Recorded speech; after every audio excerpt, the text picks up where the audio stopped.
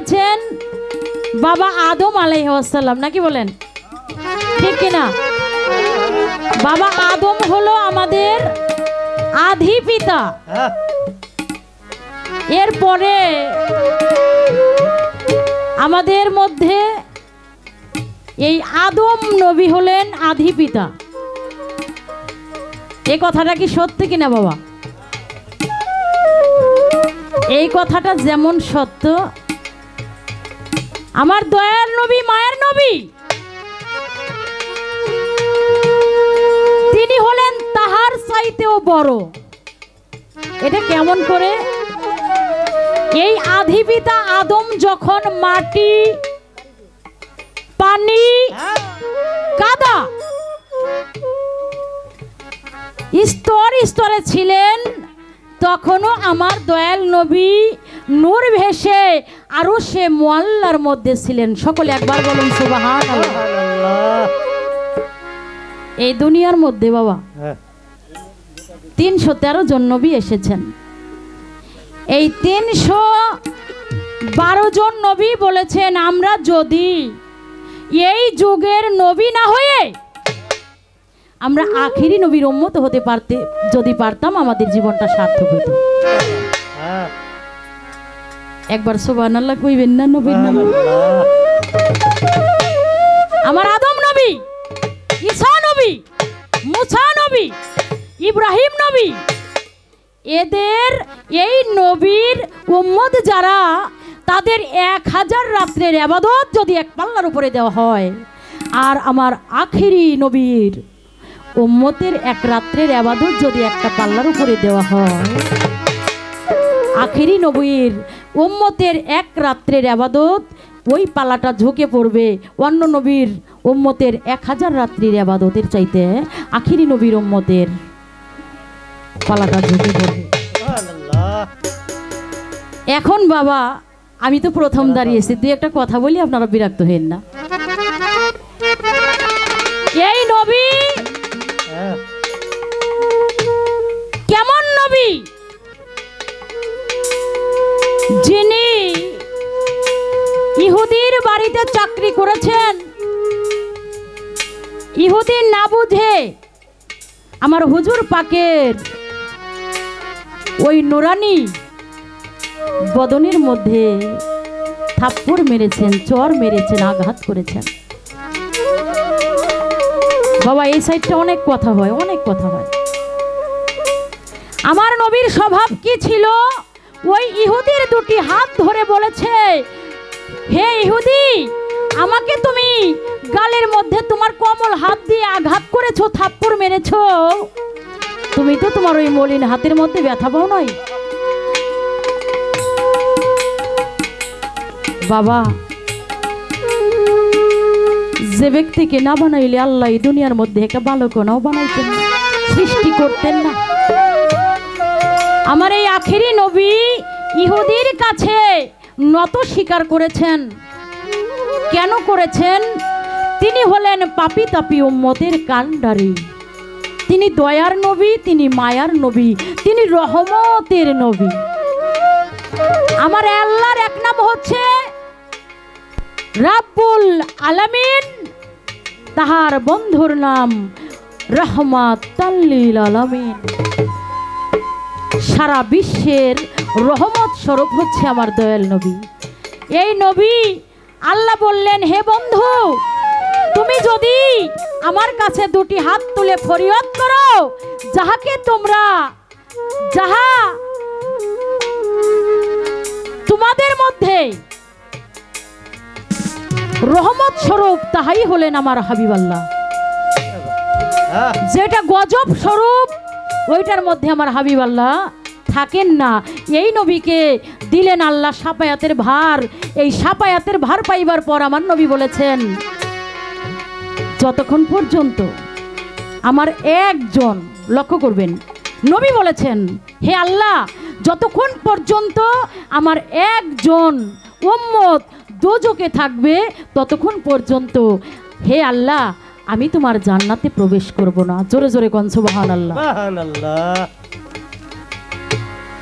সেজন্য আমার তো প্রথম পালা, আমি আমার নবীর পক্ষ থেকে একটি গান করে বসি, তারপরে আরেকটা গান করার চেষ্টা করব।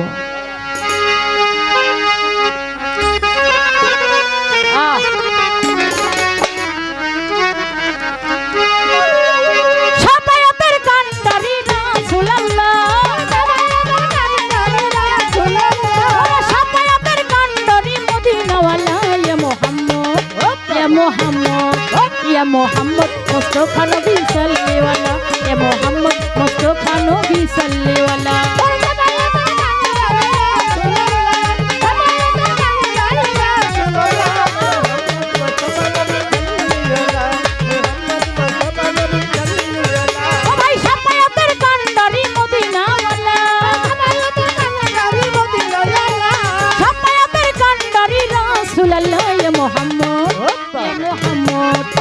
मोहम्मद मुस्तफा नबी सल्ले वाला, ये मोहम्मद मुस्तफा नबी सल्ले वाला।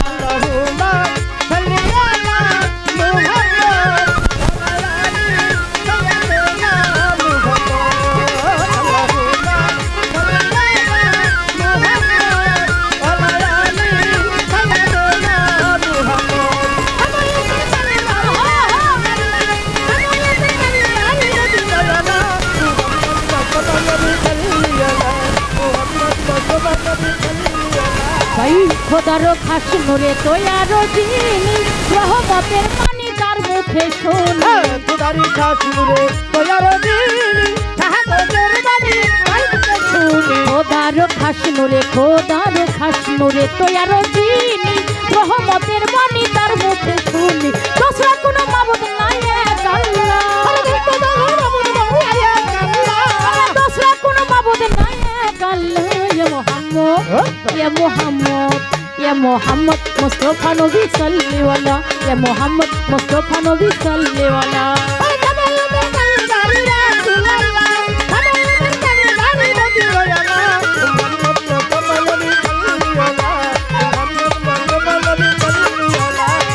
केउ बा बोले नबी नूरेर पुतुल, केउ बा बोले नबी गोलापेर फुल, केउ बा बोले नबी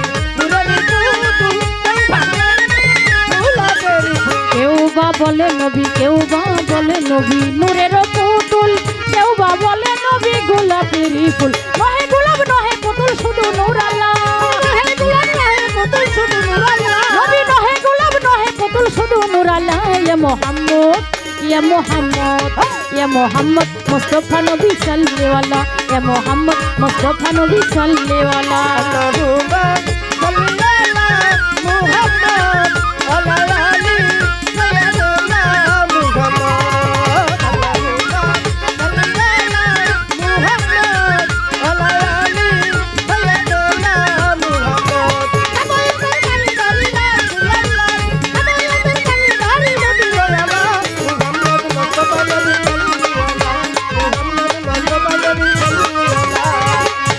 আমার নবীজি আদম ছবির বাবা, নবীজি আমার কাবার কাবা, নবীজি আদম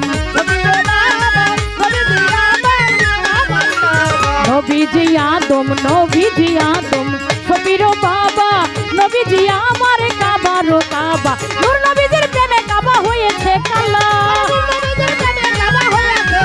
আমার নূর নবীজির প্রেমে কাবা হয়েছে কালা। ইয়া মোহাম্মদ, ইয়া মোহাম্মদ, या मोहम्मद मुस्तफा नबी सल्ले वाला, या मोहम्मद मुस्तफा नबी सल्ले वाला।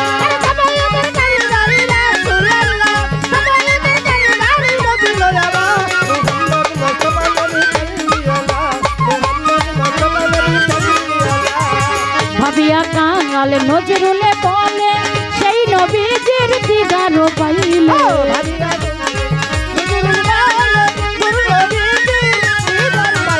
ভাবিয়া কাঙাল নজরুলে বলে, সেই নবীজির দিদার পাইলে। তোমার গলায় পরাইব গাথিয়া মালা, নবী তোমার গলায় পরাইব গাথিয়া মালা। ইয়া মোহাম্মদ, ইয়া মোহাম্মদ, ইয়া মোহাম্মদ মুস্তফা নবী সল্লে वाला, ইয়া মোহাম্মদ মুস্তফা নবী সল্লে वाला। মোহাম্মদ ওয়ালা আলে সাইয়্যিদ সাইয়েদেনা মুহাম্মদ আল্লাহুম্মা সাল্লি আলা মুহাম্মদ ওয়ালা আলি সাইয়েদেনা মুহাম্মদ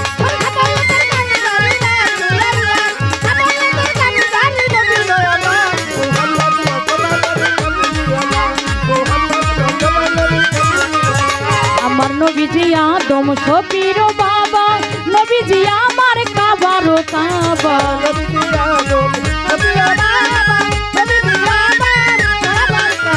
নবীজি আদম শফির বাবা নবীজি আমার কাবারো কাবা নূর নবীজির প্রেমে কাবা হয়েছে কালা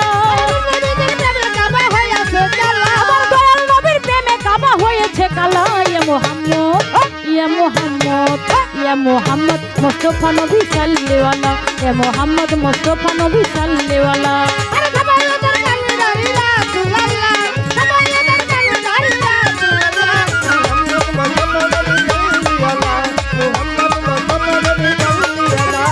শাফায়াতের কান্ডারি মদিনাওয়ালা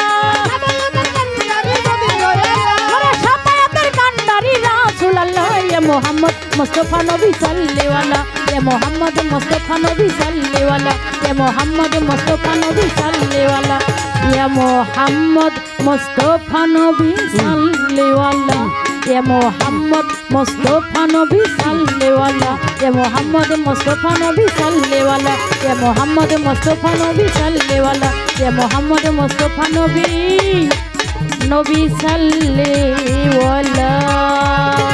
পুরানা দিনের ভাব বিচ্ছেদ গান, দরবারি গান, সেই গানগুলি আপনারা গাইবেন।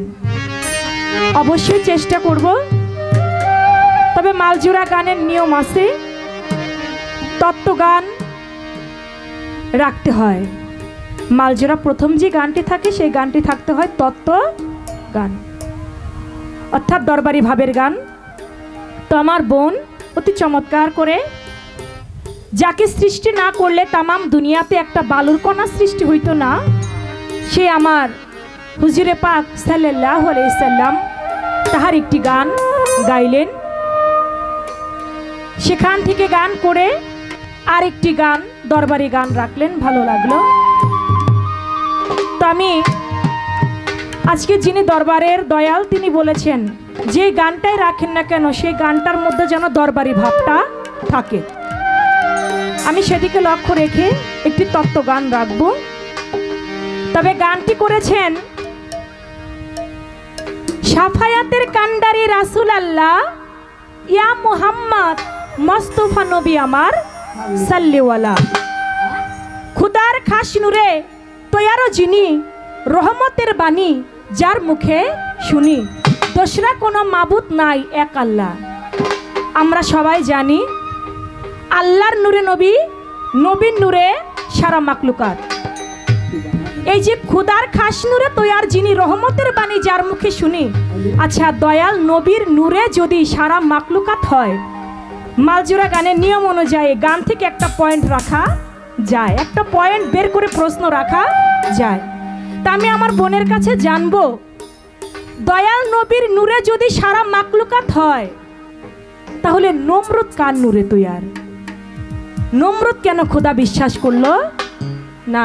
নমরুদ কেন আল্লাহকে মানলো না? আবু জাহেল তিনি কেন আমার দয়াল নবীকে মানলেন না? ফেরাউন তিনি কেন নবী মানলেন না? সাইবা তিনিও তো নবী মানলো না। উতবা তিনিও আমার দয়াল নবীকে মানলো না। তাহলে নবীর নূরে যদি তামাম দুনিয়া সবকিছু তৈয়ার হয়, তাহলে উতবা, সাইবা এবং আবু জাহেল তারা কোন নূরে তৈয়ার? তারা কোন নূরের তৈয়ার? এটা আপনার কাছে একটা পয়েন্ট রইল। আমি দরবার থেকে যেভাবে মাকে গাইতে বলেছি আমি সেইভাবে একটা গান রাখি, কি বলেন? যেহেতু নবীর মহব্বতে গান একটা হয়ে গেছে, আমি দরবারের ভাবকে অনুসরণ করে একটি গান রাখছি।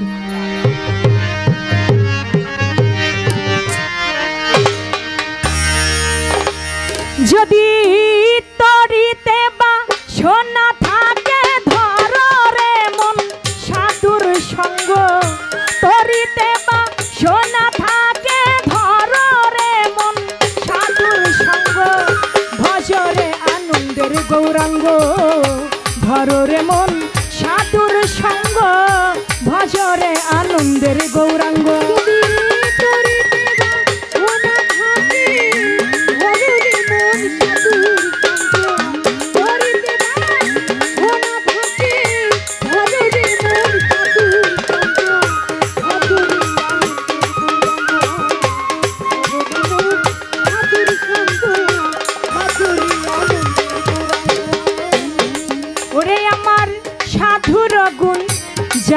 বলা শুদ্ধ চিত্ত অন্তর খোলা সাধুর গুণ যায় না বলা শুদ্ধ চিত্ত অন্তর খোলা আমার কদম চানের গুণ যায় না বলা শুদ্ধ চিত্ত অন্তর খোলা সাধুর দর্শনে যায় মনের ময়লা পরশে হয় প্রেম তরঙ্গ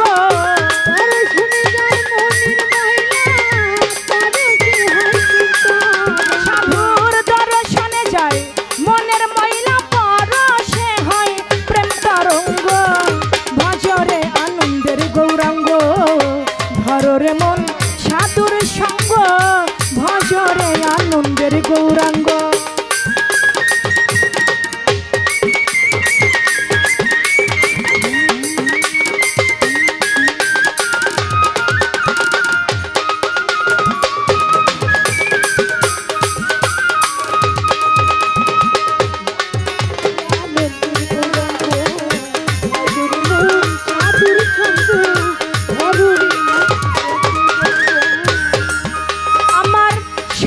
জনার প্রেম হিল্ললে কত মানিক মুক্তা ফলে আমার সাধু জনার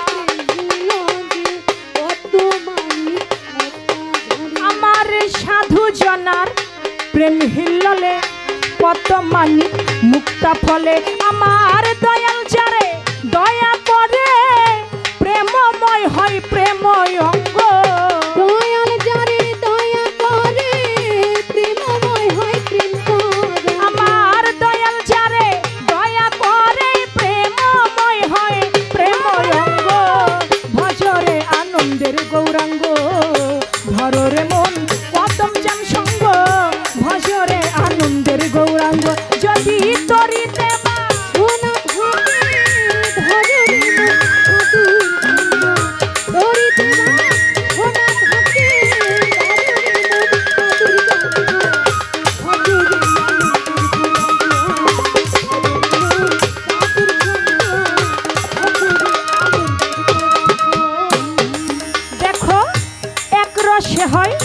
প্রতিবাদী আরেক রসে ঘুরছে নদী এক রসে হয় প্রতিবাদী আরেক রসে এক রসে হয় প্রতিবাদী আরেক রসে ঘুরছে নদী ওরে আরেক রসে নৃত্য করে নিত্য রসের গৌরাঙ্গ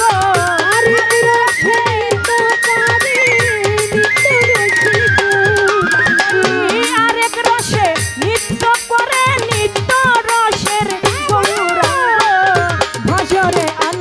গৌরাঙ্গ ধররে মন কত মস্তম সঙ্গ ধররে আনন্দের গৌরাঙ্গ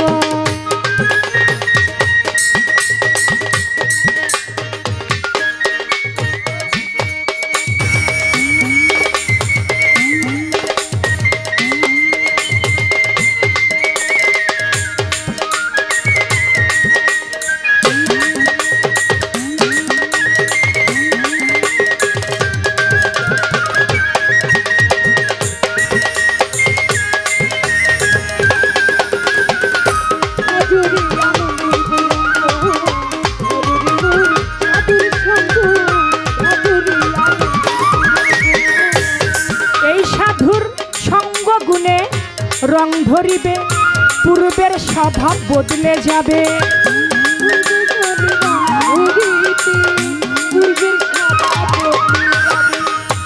পারে কে যাবি নবীর নৌকাতে আয় রূপ কাষ্টের নৌকা খানি ওই নৌকায় নাই ডুবার ভয় পারে কে যাবি নবীর নৌকাতে আয় তাই নবীর নৌকাতে পার হইতে গেলে ওই সাধু গুরুর সঙ্গ ছাড়া আমার নবীর নৌকায় পার হওয়া যাবে না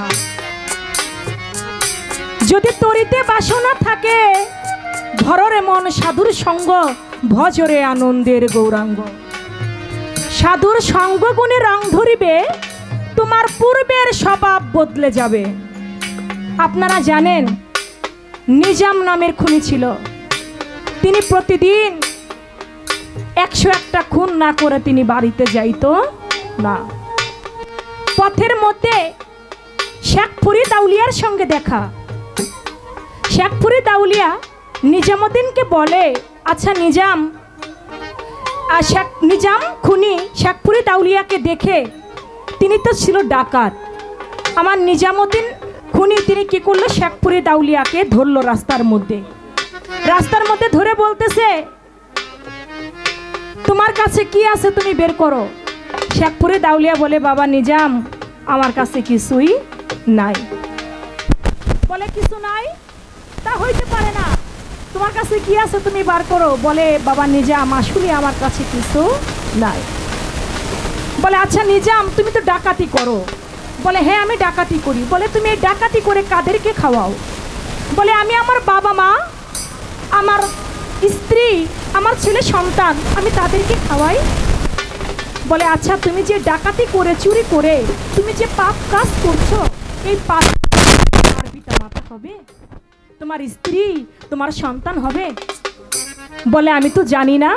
বলে, তাহলে বাড়িতে এই পাপের ভার কি, পাপের দায় কি তারা নিবে কিনা? বলে, ঠিক আছে, আমি এইদিকে আমি শুনতে যাই আর এইদিকে তুমি পালাও। বলে, না আমি পালাবো না। বলে, তাহলে কি করা যায়? শেখপুরি দাউলিয়াকে একটা গাছের সঙ্গে একটা রশি দিয়ে সুন্দর করে বাঁধছে, বাইন্দা তারপরে বাড়িতে গেছে। বাড়িতে যাইয়া বাবা মায়ের কাছে বলতেছে, আচ্ছা বাবা মা, মায়ের কাছে গেছে, মা আমি যে প্রতিদিন মানুষ খুন করি, ডাকাতি করি, চুরি করি, এটা করে এনে যে তোমাদের খাওয়াই, আমি তো পাপ করি, আমার এই পাপের ভাগ কি মা তুমি নিবে? বলে, না রে বাবা, আমি মা থেকে 10 মাস 10 দিন গর্ভে ধারণ করেছি, আমি তো চাই না যে তুই পাপ কর্ম করে আমাকে খাওয়াবি, তুই আমার সন্তান, তুই সৎকর্ম করে আমাকে খাওয়া, আমি চাই না তুই পাপ কর্ম করে আমাকে খাওয়া, আমি তোর পাপের ভাগ নিতে চাই না। বাবার কাছে গেল, বাবাও পাপের ভাগ নেয় না। স্ত্রীর কাছে গেল, স্ত্রী বলে, তুমি আমাকে ভরণ পোষণের দায়িত্ব নিয়েছো, তুমি আমাকে দায়িত্ব পালন করবে, কিন্তু তোমার পাপের ভাগী আমি হইতে চাই না। সন্তানরাও কেউ পাপের ভাগী হইতে চায় না। এদিকে দু চোখের পানি ছেড়ে দিয়ে চলে গেছে আমার শেখপুরি দাউলিয়ার কাছে, যারে গাছের সঙ্গে বাইন্ধা রাখছিল, যায়া দেখে তার গায়ে কোনো বান্ধন নাই, সে একাই গাছের সাথে বসে আছে। বলে, আচ্ছা দয়াল, আপনি তো আল্লাহর একজন ওলি, আমি তো আপনাকে গাছের সঙ্গে বেঁধে রেখেছিলাম, আপনি কেন চলে গেলেন না? আপনার গায়ের মধ্যে তো এখন আর রশিটা নাই, বান্ধনও নাই, কিন্তু আপনি এখনো বসে আছেন। বলে, বাবা তোমার বাড়িতে কি বলেছে তুমি আগে তাই বলো।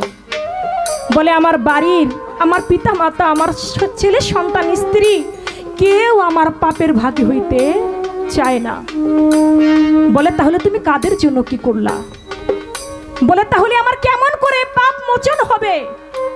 আমি চাই আমার এই পাপটা যেন মোচন হয়ে যায়।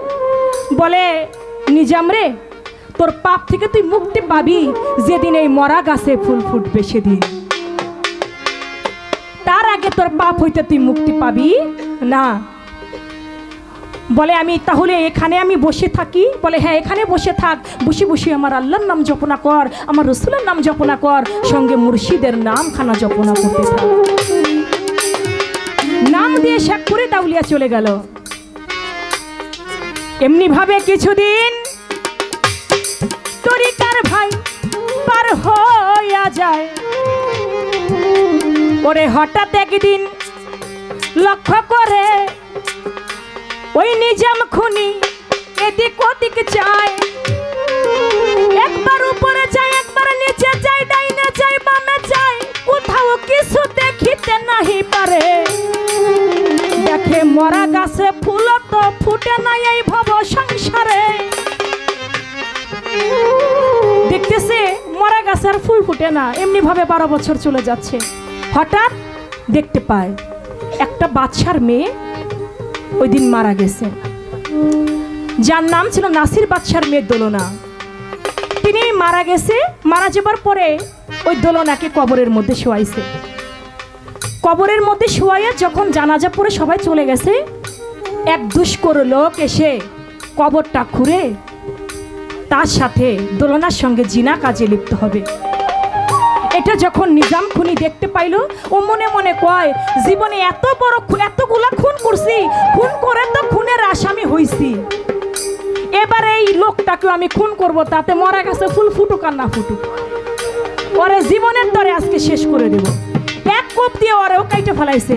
যখন ওরে কাইটে ফেলাইছে, কাটার পরে আয়সা দেখতেছে গাছের নিচে বসছে, বৈশা যখন উপর দিকে তাকাইছে দেখে মরা গাছে ফুল ফুটে গেছে। বাবা তাই বলেছে, সাধুর সঙ্গ গুণে রং ধরিবে, পূর্বের স্বভাব বদলে যাবে। সাধুর সঙ্গ গুণে রং ধরিবে, পূর্বের স্বভাব, সাধুর সঙ্গ গুণে রং ধরিবে, তোমার পূর্বের স্বভাব বদলে যাবে। ফকির লালন বলে পাবে প্রাণী গোবিন্দ,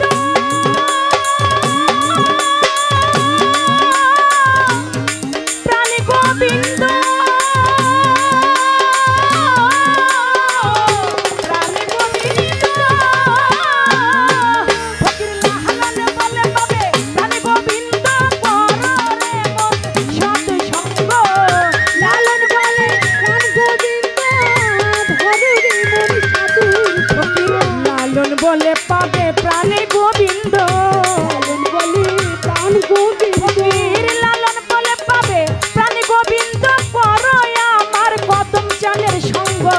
ভজরে আনন্দের গৌরাঙ্গ, ধরে মন সাধুর সঙ্গ, ভজরে আনন্দের গৌরাঙ্গ।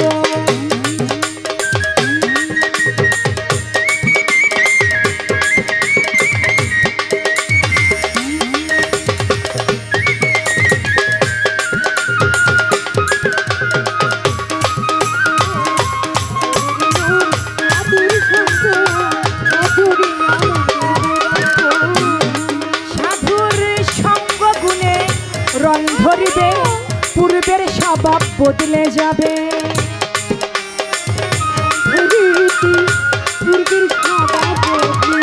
সাধুর সঙ্গ গুণে রং ধরিবে, পূর্বের স্বভাব বদলে যাবে। ফকির লালন বলে পাবে প্রাণী গোবিন্দ,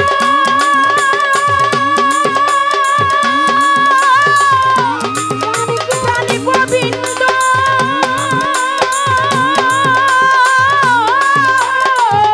প্রাণী গোবিন্দ। ফকির লালন বলে পাবে প্রাণী গোবিন্দ, পররে মন সৎ সঙ্গ। লালন বলে প্রাণী গোবিন্দ, ধরে মন সাধু সঙ্গ। লালন বলে পাবে প্রাণী গোবিন্দ, পরয় আমার আশক চানের সঙ্গ। ভজরে আনন্দের গৌরাঙ্গ, ভব জরদর চানের সঙ্গ, ভজরে আনন্দের গৌরাঙ্গ। তরিতে গান শোনা থাকে, ধরে মন সাধুর সঙ্গ। তরিতে গান শোনা থাকে, ধরে মন সাধুর সঙ্গ। সাধুরে আনন্দের গৌরাঙ্গ, সাধুর সঙ্গ, সাধুরে আনন্দের গৌরাঙ্গ। যদি